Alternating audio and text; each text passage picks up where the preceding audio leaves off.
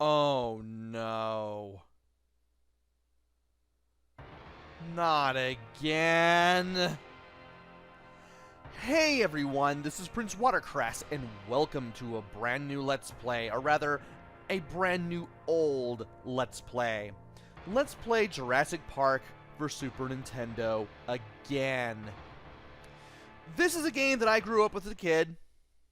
It was one of the first seven, or among the first 7 Let's Plays that I did. I never got far in this as a kid.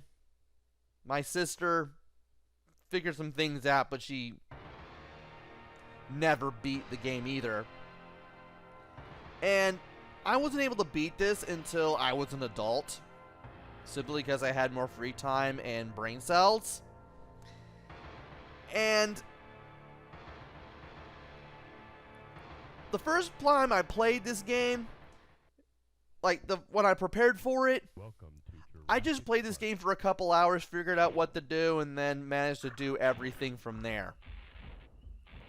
And if you leave the title screen on there long enough, you'll be able to see the demo.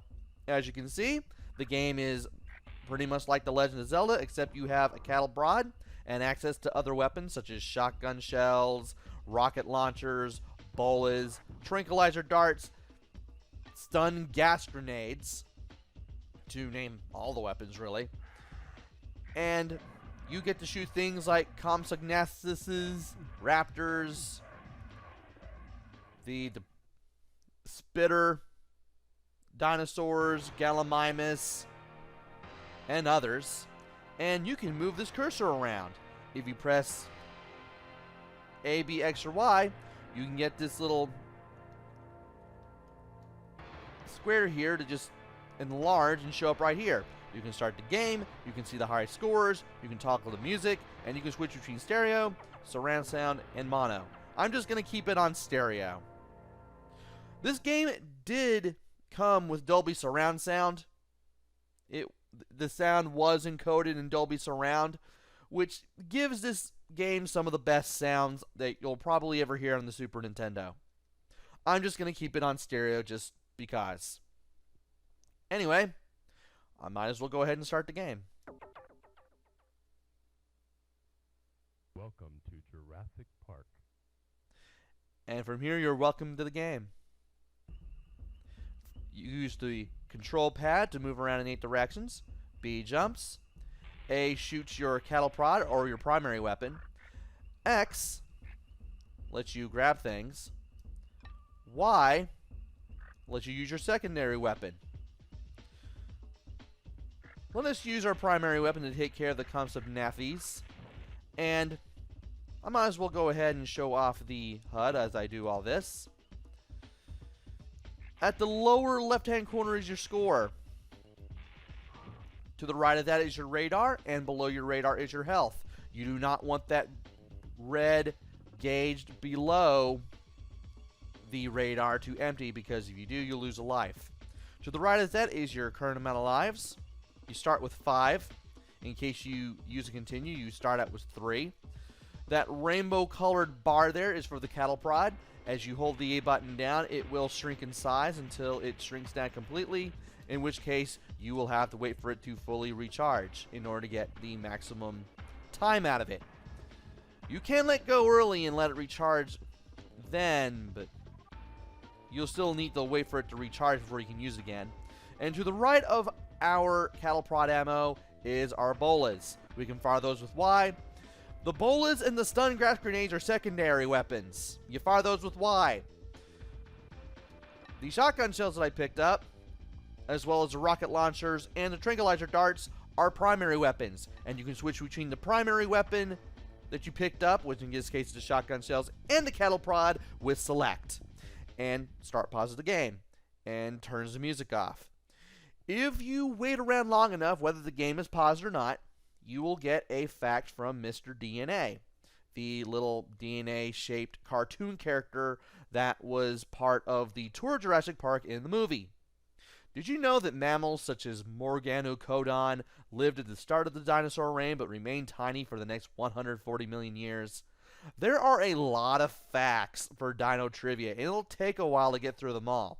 I'm not going to show them off. Any that I do show off, like the one about brachiosaurs being so darn big, they're just going to happen by happenstance whenever I'm talking about anything. And of course, you can press any button to get out of them. We need to go to the south because reasons. And when we do that, we will trigger some raptors. I just picked up some rocket launcher ammo. I am going to use those to blow things up. And you are here. I need you to not be here. It would also help if you didn't run into me. Yeah, I'm starting to slowly lose energy here, but we'll pick up a first aid kit pretty soon. If I can remember to do something. Maybe that one raptor was supposed to show back up. There he is. Gonna go ahead and use the bola there just to save myself there.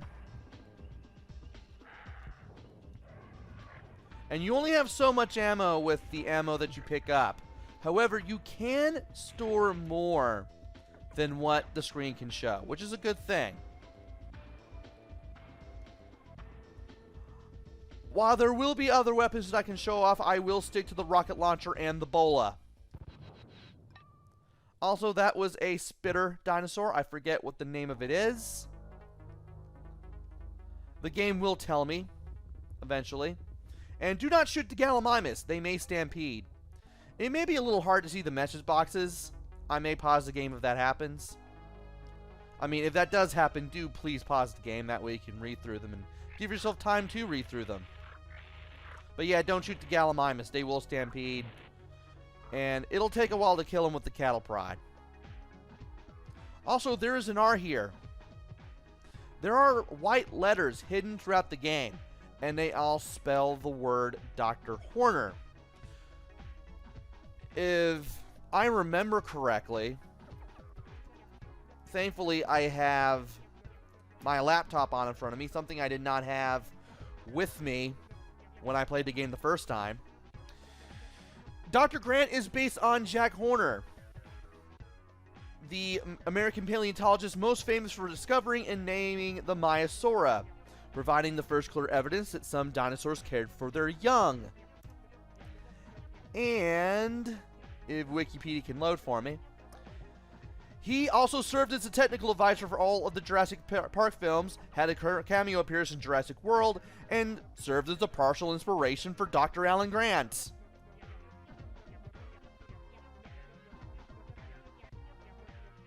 Okay. Now that we've taken care of that, let's go ahead and head to the left here. Once again, Tim tells us not to shoot the Gallimimus. And we need to touch this thing. This is a communicator. And if you walk into it, you'll find out from John Hammond that the raptors have escaped and that we must do what we can to stop them. If we touch it again, Ian Malcolm will tell us that the raptors are breeding. Collect all their eggs or they will hatch. Actually, there's no real consequences of you not grabbing all the eggs other than you can't leave the island, so you have to grab them all to beat the game. And if you touch it a third time, you get told what to do first by Ian Malcolm. Your task, turn on the generator in the Nublar utility shed, which is this building right here. This is why we went south, because this is what we need to do first. Let us go up to the roof. Take care of some enemies, including a spitter. And let us also try to preserve our rocket launcher ammo when we can. And let us go in here. Once we go in here, we will enter our first-person view area in the indoor sections. So inside the buildings, you are in first-person mode. You have this very narrow view that kind of looks like you're looking through goggles. Your primary weapon is to the left. Your secondary weapon is to the right. At the bottom right-hand corner is your health, and that number at the top is your score. And, of course, the little pictures of the silhouette of the guy in the hat is, of course, your lives. And I want to... Well, I'm going to use the bowl instead. Let's just do that. So, if we get too close to the raptors, they will charge at us and hit us. If we get too close to the green dinosaurs, which are the spitters, they will spit at us. You want to be very careful when looking around because you never know what might come at you or attack you. Thankfully, the raptors and the spitters are the only enemies you'll really need to worry about.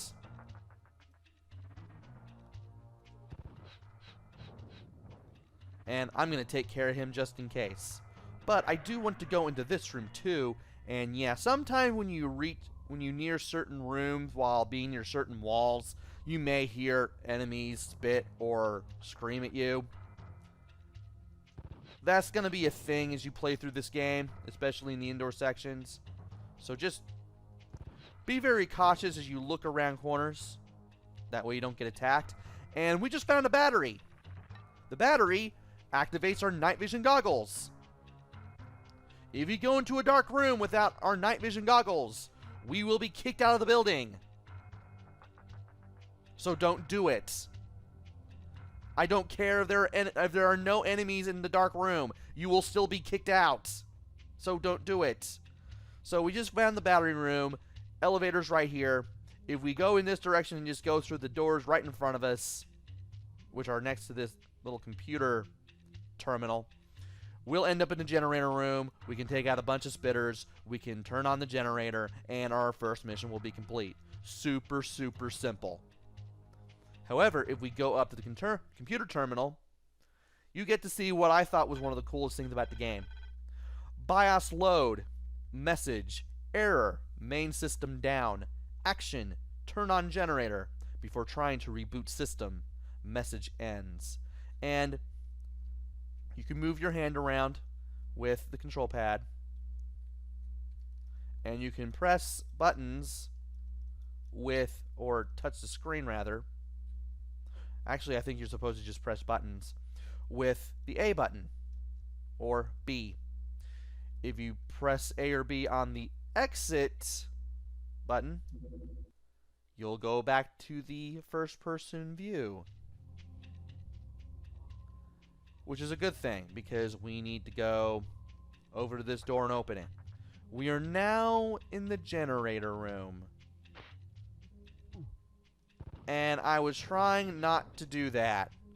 That's what happens if you get too close to a spitter.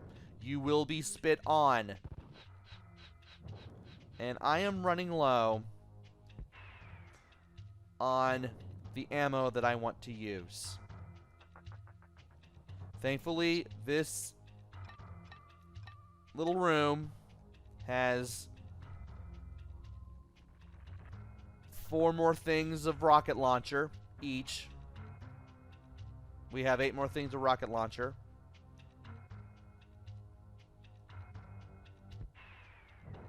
And I can blow you up. What about you? If there is another you. Okay, there isn't. These are the stun gas grenades. How they work: you press Y when you have them equipped. You'll shoot out a stun gas grenade that goes a little bit of a distance. And if anything is near where the gas grenade lands, it takes damage and will eventually die. I'd rather have something that works a little more instantly, which is why I'd rather have the bolas. Let's go ahead and turn on the generator because we need to do that. And from here, let's go ahead and use my map to see what we're looking at. We pretty much have all of the rooms here covered. However, I still want to do things. Also, this is what the exit door looks like. You walk into it, you exit the building. I want to go not in here, or do I? No, that was the battery room. I have a better sense of direction this time around, and I have a laptop with maps to play this game with, and little maps from GameFAQs that have been around for the last 15 years now. Just goes to show how old GameFAQs is. And this is an elevator. We go in, doors close, and we can go from one floor of a building to another. We can use button B to go down and button A to go up. Always follow the on-screen instructions, and we can exit with the select button. We also get some very nice elevator music, which kind of eases the tension a little bit. Because when I played this game as a kid, these indoor sections scared me. I'm not gonna lie. I did not look forward to these. This was like the first time in my gaming life that I ever played a first-person shooter section. Or first-person shooter anything. And it just added that sense of fear.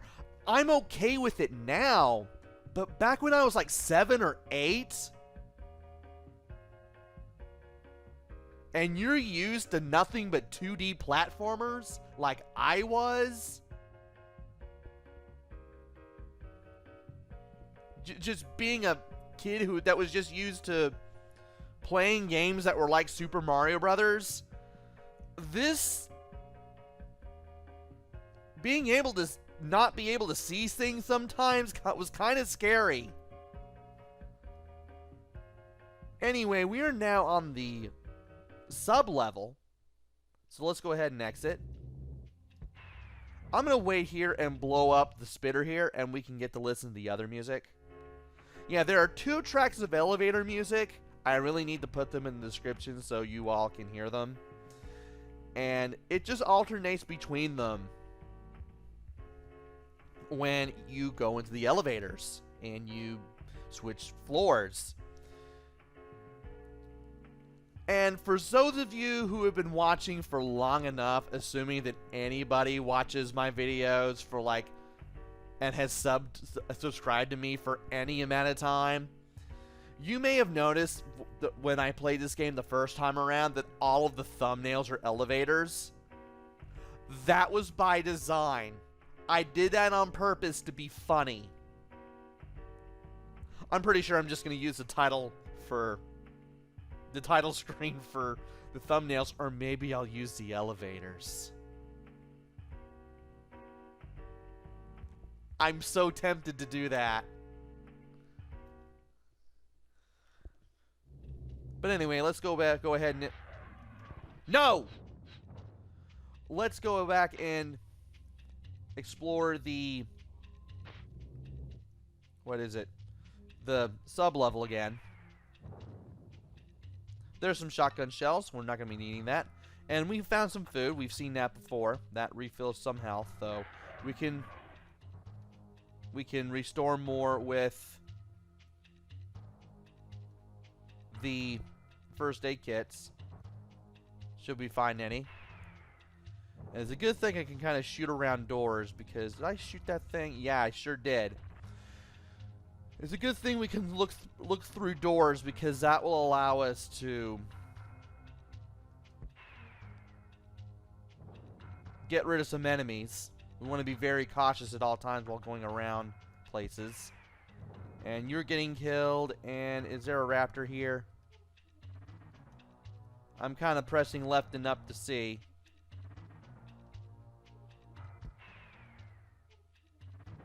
There we go. We were able to nail him just like that. And I believe if we go towards this door, access denied. You need Ian Malcolm's ID card. So some of the characters from the movie, as well as some of the characters from the books, or the book rather, there was a book. This was based on a book after all. They've lost their ID cards, and you will have to go looking for them in order to access certain rooms and also get other people's ID cards. And you will be finding all these cards in order to beat the game. Be prepared to do quite a bit of backtracking while you are playing this. And this is the night vision goggles area. Let's blow you both up at the same time with Ebola. Rocket launcher. First aid kit. And more bolas. I needed those. And we have explored all of these rooms. I didn't have to go down here, but I did. Because doing so will allow me to clear all these rooms out that I don't have to fight dinosaurs anymore. At least not when I come back. Yeah, the enemies here in the indoor sections, they will not respawn when you leave a building and come back. So don't worry about enemies and buildings respawning. So I've been playing for 20 minutes now. Unlike last time, where I was still stuck to a 15-minute time limit because I didn't verify my account yet, I will be playing with 20 minutes per video. And I will also be using maps from GameFAQs this time around because back when I first played this, I was playing this on a netbook with Camtasia 8.4. That should probably show my YouTube age, I guess. My Let's Playing age. And now that we've turned on the generator, we can go back to this little communicator here. Grant. Hey, Grant, raptors will not attack unless you shoot at them. He's lying to you. They will attack if you approach them. Alex Murphy says, your motion sensor will only work when the computer's rebooted. That's why there's nothing on the radar directly at the bottom center of the screen, because we have not rebooted the main computer. Grant. Sucker. Yeah, Dennis Nedry's a jerk. Thankfully, he gets his in the movie. And your next task is to reboot the computer in the visitor center. That is going to be our first really big task. And I want to grab these bolas and grab this dinosaur egg. There are 18 eggs in the game, and you need to collect them all.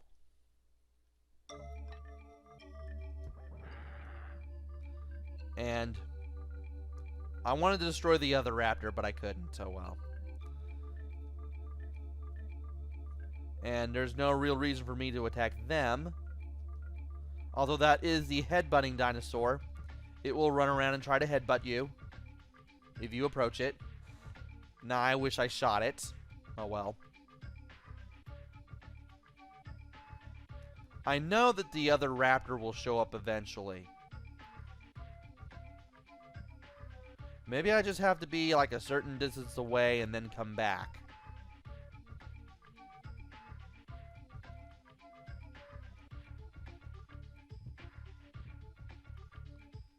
Gee, I guess it's just not going to come back. Oh well. Not like I really need to waste my ammo at this point. But I do want to look around some more. And be careful as I do it. Because there will be other enemies that will try to kill me. Like this spitter robot. I wanted to call it a robot for some reason. No, it's a dinosaur. There's a big difference. Well, maybe there are robot dinosaurs, but none of the dinosaurs we will be facing in this game will be robots. Also, you want to watch out for these rocks. They will crush you if the big ones hit you, and if they hit the ground, they will split. And that dinosaur's projectile hit me. Yeah, you do not want a spitter projectile to hit you, because if it does, you lose a little bit of ammo, and you lose control of Dr. Grant, who you are playing as, for a few seconds. And he just kind of twitches in random directions for a second before you finally get control of him. And by going up that mountain here, this little mountain range, we get another egg.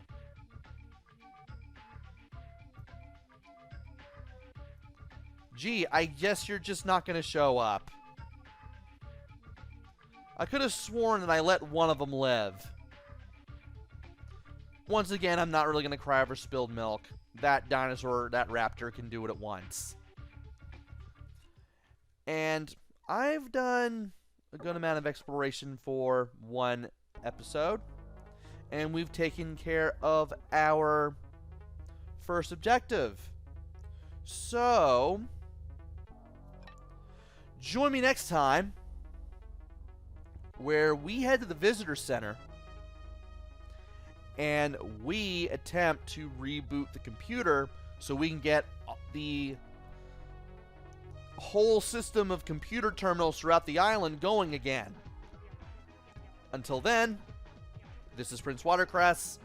Take care, stay safe, and thanks for watching!